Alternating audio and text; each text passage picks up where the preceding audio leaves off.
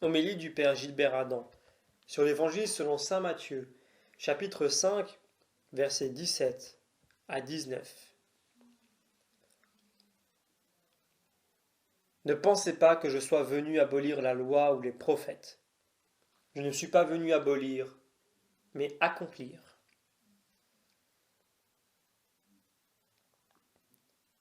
La première alliance révèle Dieu à l'humanité par les prophètes qui ont semé la parole dans son peuple. Jésus, le Verbe de Dieu fait chair, l'enfant bien-aimé du Père, a reçu par Marie, dans l'Esprit Saint, la nature humaine. Partageant notre humanité, Jésus accomplit dans sa chair la parole de Dieu. La vie de Jésus qui accomplit cette parole de Dieu, elle est l'expression du mystère divin qui ressaisit toutes les capacités de l'amour du cœur humain pour les régénérer. Nous, qui étions morts à cause de nos fautes, nous avons retrouvé la vie, grâce à Jésus qui accomplit par sa croix la parole de Dieu.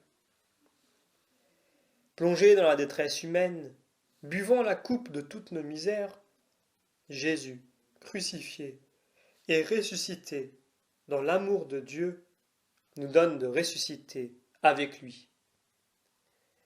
Nous avons une grande assurance devant Dieu, non pas à cause d'une capacité personnelle dont nous pourrions nous attribuer le mérite, car toute capacité vient de Dieu.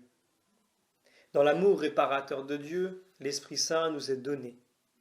Nous pouvons avoir un abandon total, une confiance absolue, pour accomplir la parole de Dieu qui est amour. Nous continuons la lecture de l'Évangile.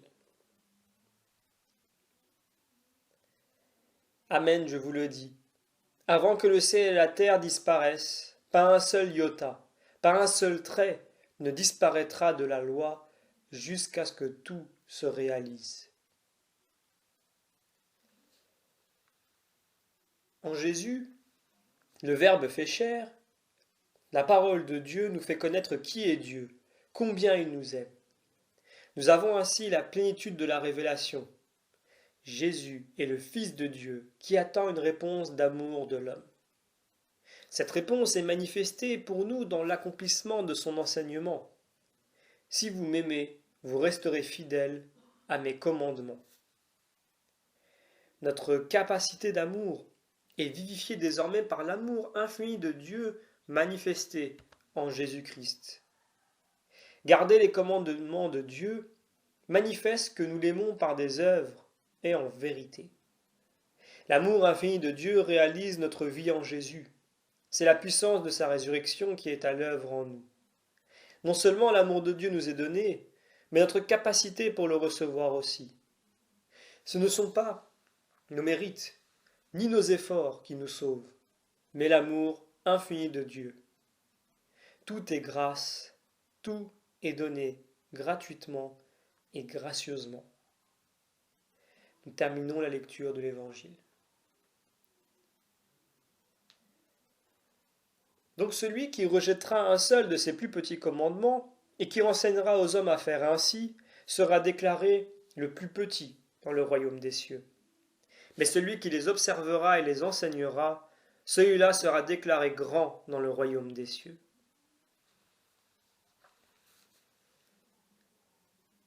Nous acceptons que toute notre vie soit plongée dans la passion et la résurrection de Jésus, qu'elle soit soumise au mystère pascal de Jésus.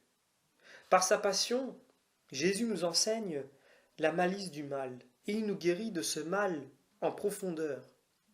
Il nous faut revêtir l'amour infini de Dieu, nous laisser guérir par la blessure du cœur de Jésus qui est le sommet de la révélation.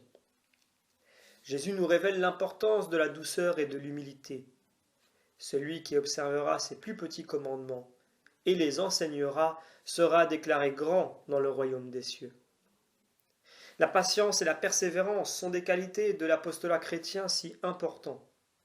Du côté ouvert de Jésus, il sortit de l'eau et du sang, dit l'apôtre Jean. Le lieu du calvaire est le lieu de la vie. C'est ce lieu où toute mort est morte, dépassée à jamais dans la mort du Christ. C'est la révélation du plus grand amour. Que notre cœur soit vraiment plongé dans le cœur blessé de l'agneau et qu'il trouve là de quoi vivre. Nous demandons la grâce de demeurer dans la blessure du cœur de Jésus pour vivre d'amour.